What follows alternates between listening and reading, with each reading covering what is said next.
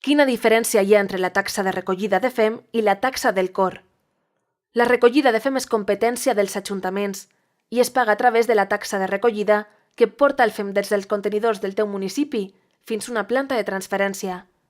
Allí comença la tasca del COR i, per tant, els serveis que es paguen mitjançant la taxa del COR, és a dir, emmagatzemar els residus en la planta de transferència i transportar-los fins a plantes on es tractaran i eliminaran de forma segura. A més, amb la taxa del COR també es cobreix l'extensa xarxa d'ecoparcs fixes i ecomòbils que donen servei a tots els municipis. I per què abans sols pagaves un rebut i ara en pagues dos? Abans sols hi havia un rebut perquè els ajuntaments s'encarregaven de tot. Però la veritat és que abans de l'aparició del COR, la majoria del nostre FEM acabava en abocadors sense cap tractament. Per això el cost del servei era més barat. Però ara hem de fer una gestió responsable que complisca amb les exigències europees i respecte el medi ambient. Junts, un COR més gran.